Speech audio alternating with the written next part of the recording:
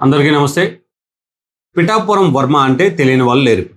ఆంధ్ర, తెలంగాణ 2 రాష్ట్రాల్లో పిఠాపురం వర్మ అంటే ఆల్మోస్ట్ రాజకీయంలో ఉన్న ప్రతి ఒక్కరికి తెలుసు. అలానే అతని అభిమానులు కానీ, టీడీపీ కార్యకర్తలు కానీ వాళ్ళు తెలియనటువంటి వాళ్ళు ఎవరూ లేరు. పిఠాపురం వర్మ మీద పడ్డ ఎఫెక్టు కేవలం ఆ నియోజకవర్గానికే పరిమితం అవుతుందా, లేదా ఆ జిల్లా వరకు అది వ్యాపిస్తుందా, లేదా ఆంధ్రప్రదేశ్ రాష్ట్రం మొత్తానికి కూడా ఇది పాకే అవకాశం ఉందా? సో పిఠాపురం వర్మ మీద పడినటువంటి వేటు ఏదైతే తన నియోజకవర్గ బాధ్యతల నుంచి తనని తప్పించడం జరిగిందో, సో ఆ ఎఫెక్ట్ అనేది ఆంధ్ర రాష్ట్రం మొత్తం మీద ఉండబోతుందా అనే అంశాలు కొంతమంది టీడీపీకి సంబంధించినటువంటి సీనియర్ నాయకులు మాట్లాడుకుంటున్నట్టుగా సమాచారం.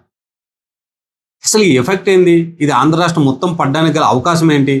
అసలు టీడీపీ రానున్న రోజుల్లో టీడీపీ పరిస్థితి ఏంటి? ఇలాంటివి చాలా ప్రశ్నలు ఉత్పన్నమవుతుంది.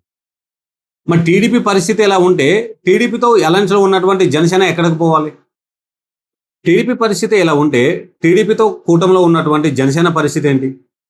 రానున్న రోజుల్లో పవన్ కళ్యాణ్కి పిఠాపురం నుంచి ఇబ్బంది జరగనుందా? ఈ అంశాలన్నీ ఒకసారి మనం విశ్లేషించే ప్రయత్నం చేద్దాం. మనకున్న కొంతమేర సమాచారం, అలానే ఏదైతే సోషల్ మీడియాలో దొరుకుతున్నటువంటి కొన్ని అంశాలు ఆధారితంగానే ఈ వీడియో అయితే మనం చేస్తున్నాము. అయితే ఇక్కడ వాళ్ళందరూ చెప్తున్న, ఎవరైతే టీడీపీ సీనియర్ నాయకులు కానీ, లేదా జనసేన పార్టీకి సంబంధించినటువంటి వాళ్ళు కానీ, రాజకీయ విశ్లేషకులు కానీ, వీళ్ళు ఎవ్వరు మాట్లాడినా ఒక అంశాన్ని చాలా క్లియర్గా మాట్లాడుతున్నారు. ఏంటది అని అంటే, ఫస్ట్ పాయింట్, 2014లో వర్మకి టీడీపీ పార్టీ సీట్ ఇవ్వలేదు, ఎమ్మెల్యే సీట్ ఇవ్వలేదు. కానీ వర్మ అలాంటి సమయంలో 40,000 మెజార్టీతో గెలిచాడు. సుమారుగా, సబ్జెక్టు కరెక్షన్, సుమారుగా 40,000 మెజార్టీతో గెలిచాడు. ఆ పక్కన ఉన్నటువంటి మండపాక నియోజకవర్గంలో టీడీపీ 30,000 మెజార్టీతో గెలిచింది. అయితే ఇండిపెండెంట్గా వర్మకి 40,000 వచ్చినాయి. సో అలాంటప్పుడు మొన్న 2024లో కూటమి ఒక వేవ్ వచ్చింది కదా. సో ఆ వేవ్లో కానీ వర్మకి సీట్ ఇచ్చుంటే పిఠాపురం నుంచి పవన్ కళ్యాణ్ కంటే ఎక్కువ మెజార్టీతో గెలిచే అవకాశాలు ఎక్కువ ఉన్నప్పటికీ కూటమిలో అంటే పొత్తు ధర్మంలో భాగంగా పవన్ కళ్యాణ్కి ఆ సీట్ని సాక్రిఫైస్ చేయాల్సి వచ్చింది అనేది కొంతమంది చెప్తారు. కూటమి అన్నప్పుడు ఖచ్చితంగా సీట్లు సాక్రిఫైస్ అనేది చేయాల్సిన అవసరం ఎంతైనా ఉంటుంది. ఎందుకంటే ఓటింగ్ పర్సంటేజ్ లేదు కాబట్టి బీజేపీ సీట్లు సాక్రిఫైస్ చేసింది అని అంటే ఒక లెక్క. పవన్ కళ్యాణ్కి కాస్తో కోస్తో ఓటింగ్ పర్సంటేజ్ ఉంది. మొన్న ఎలక్షన్లో చూసుకున్నట్టయితే పవన్ కళ్యాణ్ అనే వ్యక్తి లేకపోతే టీడీపీ మనుగడ కూడా ప్రశ్నార్థకంగా మారింది. సో పవన్ కళ్యాణ్ చంద్రబాబు నాయుడు గారిని అరెస్ట్ చేసినప్పుడు ఆయన తీసుకున్నటువంటి డెసిషన్లే ఈరోజు టీడీపీ పార్టీని నిలబెట్టాయని కూడా చెప్పొచ్చు. సో దీనికి లాయల్గా టీడీపీ పార్టీ ఉంటుందనే కొంతమంది భావిస్తున్నారు. అయితే మరికొంతమంది ఏమంటున్నారు అని అంటే, పవన్ కళ్యాణ్ అనే వ్యక్తికి సీట్లు ఇవ్వడం వల్ల, అంటే ఇప్పుడు మొత్తం పొత్తులో, ఈ ఎన్డీఏ పొత్తులో ఏం జరిగింది, 29 సీట్లని టీడీపీ సాక్రిఫై చేయాల్సి వచ్చింది. జనసేనకి 21, 8 సీట్లు బీజేపీకి. సో 29 సీట్లని సాక్రిఫై చేయాల్సి వచ్చింది. సీట్లు ఎవరైతే వదులుకున్నారో వాళ్ళందరూ కూడా ఏదో ఒక నామినేటెడ్ పదవి ఇచ్చి కూర్చోబెడతామని చెప్పి టీడీపీ నాయకులు అప్పట్లో చెప్పారు. ఇప్పుడు ఆ పరిస్థితి లేదు అని చెప్పి చాలా గట్టిగా వినిపిస్తుంది. దీని ఎఫెక్టే రానున్న రోజుల్లో పవన్ కళ్యాణ్ మీద, మళ్ళీ ఇటు టీడీపీ నాయకుల మీద, టీడీపీ మీద కూడా పడనుంది అనేది అయితే చాలా తీవ్రంగా చర్చ జరుగుతున్న అంశం. సో ఇందులో ముఖ్యంగా పవన్ కళ్యాణ్ మీద ఎఫెక్ట్ పడితే ఎలా పడుతుంది, అసలు పవన్ కళ్యాణ్ పడే అవకాశం ఉందా అని అంటే, పవన్ కళ్యాణ్ని ఓడించేంత ఎఫెక్ట్ పడకపోవచ్చు, కానీ ఓట్లని చీల్చే ప్రయత్నం అయితే జరుగుతుంది. ఎందుకంటే వర్మని ఇన్ఛార్జ్ పదవి నుండి తప్పించారు. తప్పించక ముందు, అంటే ఎలక్షన్లు జరగక ముందు వర్మకి టీడీపీ నాయకత్వం ఒక ఎమ్మెల్సీ కానీ ఒక కార్పొరేషన్ కానీ ఇద్దామని చెప్పి అప్పట్లో హామీ ఇచ్చిన విషయం అందరికీ తెలిసింది. తర్వాత పవన్ కళ్యాణ్ గారు మీటింగ్ పెట్టినప్పుడు కూడా ఏదైతే పవన్ కళ్యాణ్ గారి గెలుపు ఉందో ఆ గెలుపుని వర్మకి, జూనియర్ వర్మకి వాళ్ళిద్దరే బాధ్యతగా తీసుకొని గెలిపించాలి అనే విషయాన్ని కూడా పవన్ కళ్యాణ్ గారు పబ్లిక్ మీటింగ్లో చెప్పారు. ఇవన్నీ జరిగిన తర్వాత పవన్ కళ్యాణ్ గారు గెలిచారు. సరే, మెజార్టీ మంచిగానే వచ్చినప్పటికీ ఆయన గెలిచారు. గెలిచిన తర్వాత కొద్ది రోజులకి పెన్నం దొరబాబు గారు జనసేనలో జాయిన్ అయ్యారు. ఆయన జాయిన్ అయిన తర్వాత ఇంకా గొడవలు మెల్లమెల్లగా మొదలయ్యాయి. ఎందుకు అని అంటే 2019లో, 2014లో ఇండిపెండెంట్గా గెలిచారు వర్మ. 2019లో టీడీపీ నుంచి పోటీ చేసిన వర్మ ఓడిపోయి వైఎస్ఆర్సీపీ నుంచి పోటీ చేసిన దొరబాబు గెలిచారు. అప్పటి నుంచి వర్మకి, దొరబాబుకి ఒక ఆధిపత్య పోరు అనేది జరుగుతూనే ఉంది. లోకల్ ఇష్యూస్ గురించి కానీ, లేదా వేరే ఇతర కార్యకలాపాల గురించి కానీ ఇలాంటి వాదన అయితే జరుగుతూనే ఉంది ఎప్పటికి కూడా. 2024లో సరే జనసేన సపోర్టో లేదా టీడీపీ సపోర్టో రెండు కొలాబరేట్ అవ్వడం వల్ల జనసేన పార్టీ గెలిచింది. పవన్ కళ్యాణ్ గారు ఎమ్మెల్యేగా గెలిచారు. గెలిచిన కొద్ది రోజుల తర్వాత మళ్ళీ దొరబాబు వచ్చి జనసేనలో జాయిన్ అయ్యారు. ఇక్కడ రెండు ఈక్వేషన్స్ ఉన్నాయి. ఏంటి ఆ ఈక్వేషన్స్ అంటే, వర్మకి రానున్న రోజుల్లో రాజకీయ భవిష్యత్తు ఎలా ఉండబోతుంది, అసలు రాజకీయ భవిష్యత్తు ఉంటుందా లేదా అనేది కూడా ఒక అంశమే. ఎలా ఉండబోతుంది అని అంటే, నియోజకవర్గాలు పెరిగినప్పుడు వర్మ ఒక నియోజకవర్గం తీసుకొని పవన్ కళ్యాణ్ గారు పిఠాపురం నుంచి కొనసాగించడానికి కాస్త అవకాశం ఉంది. కానీ ఇప్పుడు పరిస్థితుల్లో అది కనిపించదు. మరి ఆ ఆందోళనతో కానీ లేదా రానున్న రోజుల్లో నా భవిష్యత్తు లేదా నా కొడుకు భవిష్యత్తు రాజకీయంగా దెబ్బతింటుందని వర్మ ఆలోచించాడా? ఏదేం జరిగినప్పటికీ చిన్న చిన్న వివాదాలు అనేవి పిఠాపురం నియోజకవర్గంలో బాగా జరిగాయి. తక్కువ సమయంలో ఎక్కువ వివాదాలు జరిగాయి. అందుకే ఆంధ్ర రాష్ట్రం మొత్తానికి పిఠాపురం అంటే ఈ వివాదాల వలన కూడా టాక్ ఆఫ్ ది టౌన్గా మారింది. పవన్ కళ్యాణ్ అక్కడ నుంచి పోటీ చేయడం వల్ల దేశవ్యాప్తంగా ప్రపంచవ్యాప్తంగా ఎక్కడ తెలుగు వాళ్ళు ఉన్నారో అందరికీ పిఠాపురం నియోజకవర్గం గురించి తెలవడంతో పాటు ఈ ఏవైతే డిస్టర్బెన్స్లు జరుగుతున్నాయో వీటి ద్వారా కూడా అంతే ఫేమస్ జరిగింది. సో ఇది ఎప్పుడైనా సరే రానున్న రోజుల్లో ఎన్డీఏ కూటమి మనుగడికి దెబ్బతీస్తుంది అని ఒక ఆలోచనతోటి వర్మని కాస్త సైలెంట్ ఉండమని చెప్పినట్టు అంశాలు కూడా ఉన్నాయి. ఆ తర్వాత డైరెక్ట్గా చంద్రబాబు నాయుడు గారే సీట్ల గురించి బ్యానర్ల ఫోటోల గురించి గొడవలు పడొద్దు, నేను పవన్ కళ్యాణ్ సఖ్యంగానే ఉన్నాము, మేమిద్దరం కరెక్ట్గానే ఉన్నాము, మీరు దాన్ని గ్యాప్ తెచ్చే ప్రయత్నం చేయొద్దు అని చెప్పి డైరెక్ట్గా చెప్పడం జరిగింది. అది చెప్పిన 2-3 రోజుల్లోనే ఈయనకి ఇన్ఛార్జ్ పదవి నుండి తప్పించడం జరిగింది. తర్వాత ప్రెస్ మీట్ కూడా పెట్టారు ఆయన.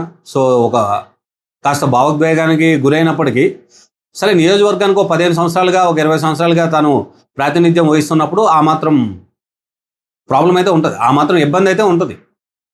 సరే ఇది రానున్న రోజుల్లో ఇండిపెండెంట్గా లేదా వర్మ ఏదైనా ఇండివిజువల్గా లేదా రానున్న రోజుల్లో కూడా కూటమి ఇలానే కొనసాగితే పవన్ కళ్యాణ్కి ఇంతే అంటే ఇప్పుడు ఎంత సపోర్ట్ చేశాడో అంతే విధంగా సపోర్ట్ చేస్తాడా అని అంటే ఇది కాస్త క్వశ్చన్ మార్క్. ఎందుకంటే అది కాస్త కష్టమైన పని. ఎందుకనంటే వర్మలో నెక్స్ట్ అక్కడ ఉన్నటువంటి టీడీపీ నాయకత్వంలో లేదా టీడీపీ నాయకుల్లో లేదా వర్మ అభిమానుల్లో ఉన్నటువంటి ముఖ్యమైన పాయింట్ ఏంటంటే పవన్ కళ్యాణ్ గారి వల్లనే వర్మని ఆ పదవి నుంచి పక్కకు జరిపారు.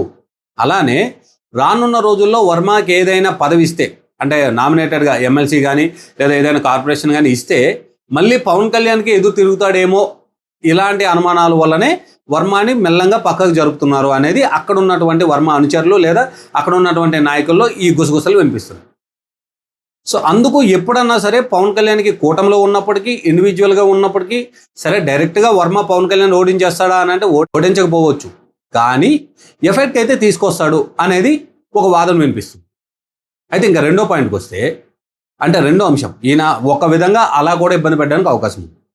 ఇంకా రెండో విషయానికి వచ్చినప్పుడు ఏమవుతుంది అని అంటే చంద్రబాబు నాయుడు గారు అంటే జాతీయ అధ్యక్షుడు తెలుగుదేశం పార్టీకి, ఆయన హామీ ఇస్తేనే వర్మకి ఈరోజు వరకు కూడా ఏం చేయలేని పరిస్థితి.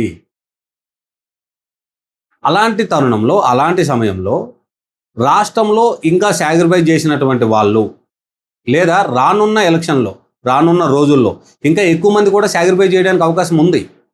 ఎందుకనంటే ఈరోజు 21 సీట్లకి పరిమితమైనటువంటి జనసేన పార్టీ నెక్స్ట్ ఎలక్షన్కి కాస్త ఖచ్చితంగా ఎక్కువ సీట్లు అడుగుతుంది. నియోజకవర్గాలు పెరిగినప్పుడు కొత్త లీడర్లు పుట్టుకొచ్చినప్పుడు కొంతమంది ఉన్న లీడర్లు సాక్రిఫైస్ చేయాలి, కొత్త లీడర్లు సాక్రిఫైస్ చేయాలి. సో అలాంటి తరుణంలో అప్పుడు కూడా చంద్రబాబు నాయుడు గారు కానీ లోకేష్ గారు కానీ ఇలాంటి హామీలు ఇస్తే నెరవేరుస్తారా లేదా వర్మకు పట్టినటువంటి పరిస్థితి మాకు కూడా పడుతుందా? ఇలాంటి ప్రశ్నలు టీడీపీ నాయకుల్లో బాగా డిస్టర్బ్ చేస్తున్నాయి అనే ఒక అంశం అయితే తెర మీదకి వచ్చింది. సో అలాంటి తరుణాలు అలాంటి పరిస్థితులు ఉంటే మరి నాయకులు ఎవరైతే సాక్రిఫైస్ చేస్తారో సీట్లని వదులుకుంటారో ఆ నాయకుల భవిష్యత్ ఏంటి? వాళ్ళు రాజకీయంగా మనుగడలో ఉండగలుగుతారా? సో ఇలాంటి ప్రశ్నలు అనేవి చాలా ఎక్కువగా చాలా గట్టిగా వినిపిస్తుంది. సో చంద్రబాబు నాయుడు లాంటి అంటే ఇప్పుడు ఒక సీఎం 40 ఏళ్ళ రాజకీయ అనుభవము ఒక పార్టీకి జాతీయ అధ్యక్షులు అలాంటి వాళ్ళు ఇస్తేనే హామీ ఇస్తేనే నెరవేర్చలేని పరిస్థితులు ఉన్నప్పుడు రానున్న రోజుల్లో ఎవరెవరైతే సాక్రిఫైస్ చేస్తారో వీళ్ళందరూ కూడా ఇలాంటి పరిస్థితి ఎదురవుతుందేమో అని చెప్పి కాస్త అంతర్గతంగా అయితే కొంతమందికి భయం ఏర్పడిందని భావించారు. ఇక మూడో పాయింట్కి వెళ్దాం. మూడో పాయింట్ ఏంటి?